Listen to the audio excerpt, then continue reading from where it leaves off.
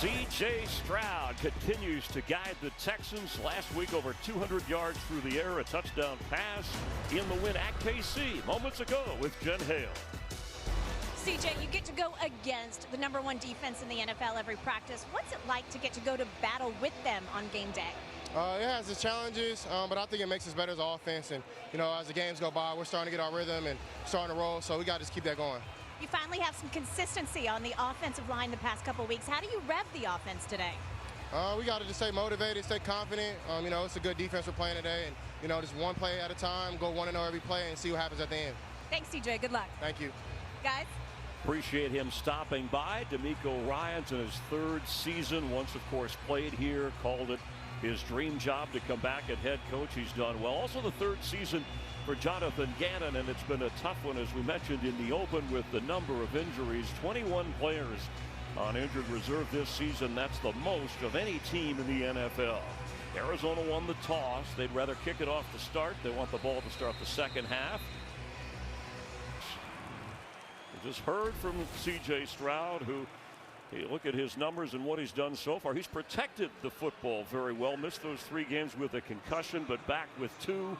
And has been over 200 yards passing in the last 8 games. I think that last week, a lot of people would say, oh, he didn't play very well, 48.4% completion percentage, but I thought he managed the game exceptionally well, kept this offense out of trouble, and relied on that defense. Shows maturity. Week 15 playoff picture of the AFC. All the eyes on Texas and Houston. They're in a divisional battle as well. Jacksonville, by the way, is already leading the Jets, but Houston needs to win at least 1 more game than Jacksonville. If the Texans win 2 more games than the Jags, they get the division outright. If they win 1 more, could trigger a tiebreaker. Scenarios would include things like a record against common opponents. We'll follow it closely. Brissett turned 33 years old this week. Since week 6, starting for Kyler Murray, he leads the NFL in passing yards, and he's defeated the Texans 3 times with 3 different teams. 5-1 in his career against Houston. The amount of games that the Cardinals have missed, and this leads in all categories, 250 games missed with 38 different players that have been lost to injury. So 76, there could be 78 different players used by the end of today. That's the most, and 21 players on injured reserve. And these are, if you're wondering why some of the stars aren't there, and of course Kyler Murray on injured reserve, and hasn't been much of a factor for this team this year. Remember, they started 2-0 before tumbling. Not get the first down. It's got a game break. Say hi to Carissa Thompson. Hey, Carissa. Hello, Chris. So the Eagles, as you know, trying to hang on to their lead in the NFC East and snap that 3-game losing streak. Jalen Hurts to Dallas. Goddard gets the scoring going. Eagles up early 7-0 on the Raiders. Chris? 31-yard line. Trey McBride, magnificent this season, entered tied for most catches with the great Ram receiver Nakua. Dating back to last season, he's now had 15 straight games with 5 catches or more. He's currently tied for the longest streak in the NFL by a tight end. Travis Kelce back in 2018. He has a chance to break that tie today, and already with a couple of catches. Chris, they just marked that ball for Trey McBride and literally put it under lock and key, padlocked it for him for after the game.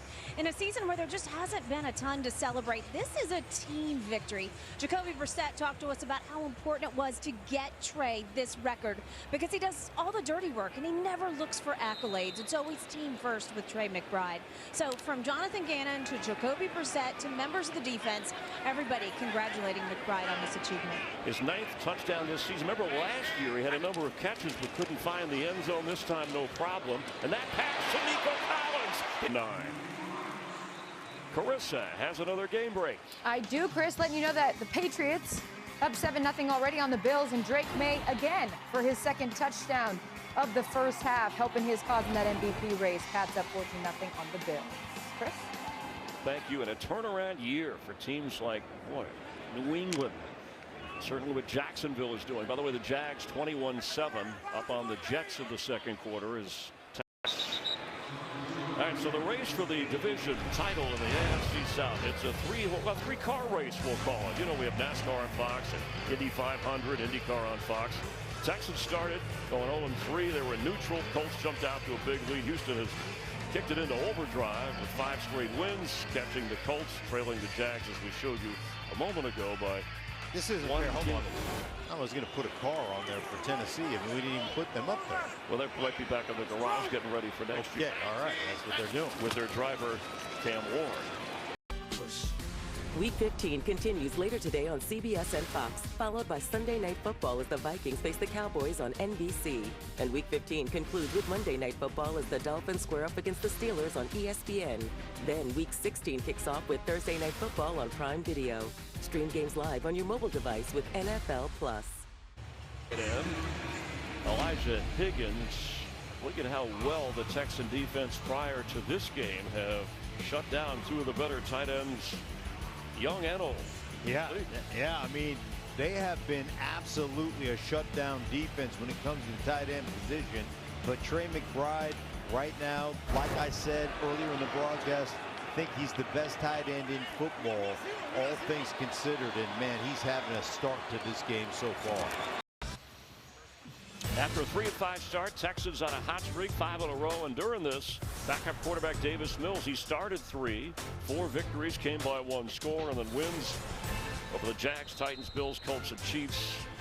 As C.J. Stroud returned, and through it all, Woody Marks has been the starting running back, the rookie from USC, and before that, Mississippi State transferred to 30. Let's check in with Kurt Menefee.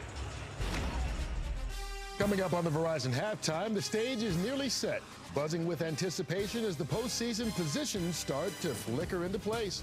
Terry, Howie, Michael, and Gronk spotlight the turning points from the morning's full slate of games. Plus, we'll get you ready for America's Game of the Week. We will see you at the half. Thanks, Kurt and guys. And this one will not work. Not good. Special teams play. Calais Campbell taking credit for the misdirection of that field goal try. Calais Campbell, 6'8". Look at him get inside right there. He did the job. Certainly. Hey, listen, man, that's a veteran player. He would never take credit for something he didn't do. Let's check our first half stats, brought to you by Taco Bell. Trey McBride, record-setting tight end, 7 catches for the Cardinals. And Nico Collins, the big play to get things going. C.J. Stroud has played well. Houston defense living up to its reputation. With the sizable lead at the break, Verizon halftime coming your way. Cardinals set to receive the ball to start the second half.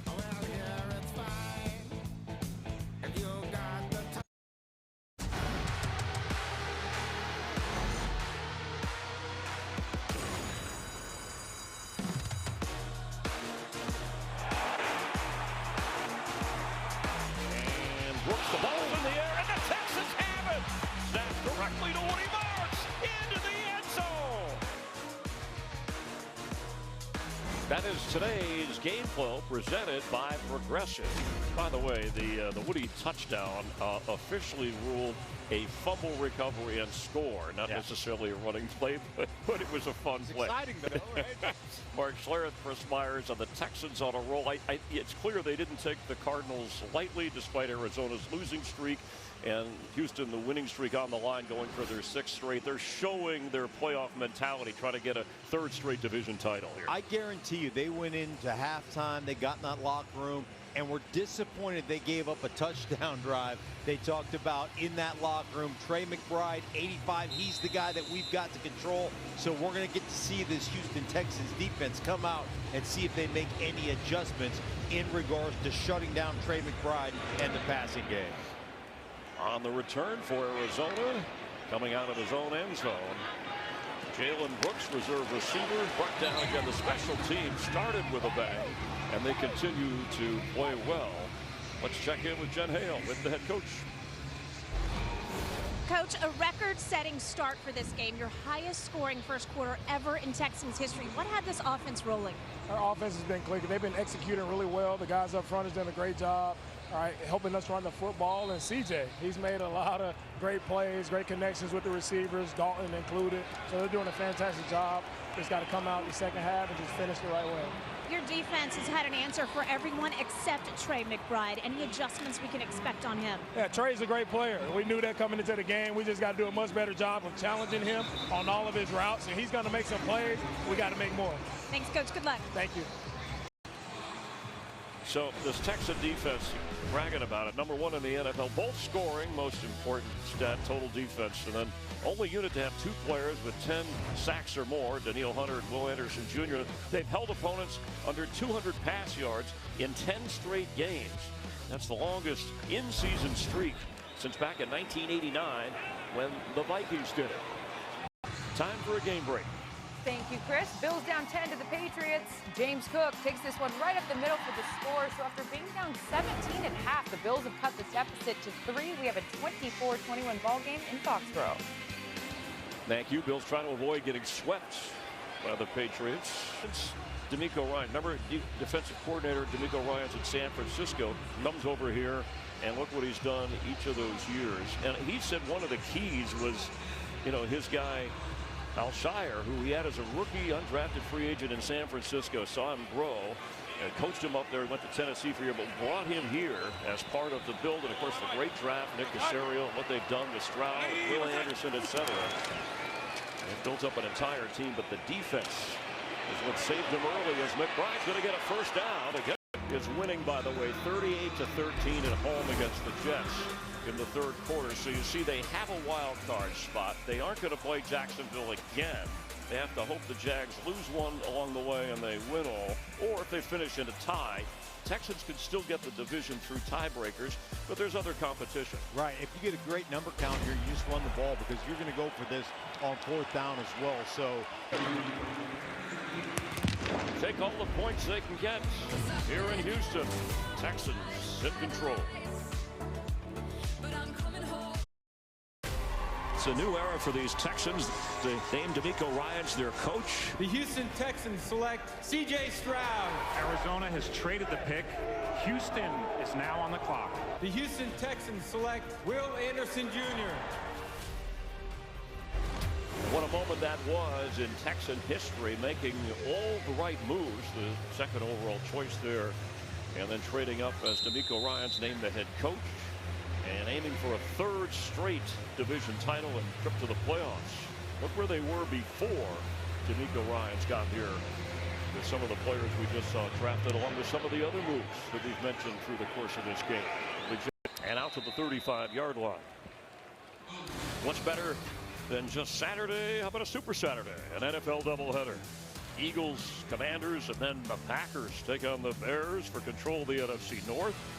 Pre-game coverage begins 4 Eastern Saturday on Fox. Mentioned that he was called up from the practice squad, and the Arizona product from high school there to the NFL here. Yeah, he's done a great job doing everything. Catching the ball, getting to the edge. I love the no-nonsense cut back inside. Understand, make a decision, put your foot in the ground, and go get positive yardage. And he has done that today with this opportunity. Bengals use a timeout. Let's get a game break with Carissa. Thank you, Chris. Bengals down 17 to the Ravens, and this is going to end their chances of making the playoffs. Joe Burrow picked off by Kyle Van Noy, who gives it to Alohi Gilman, and he's going to do the rest. 84 yards for the pick six. Ravens in control, 24-0 with under 2 to play. Chris? All right, thank you. The Ravens up 40. Just over 3 minutes remain here in the fourth quarter.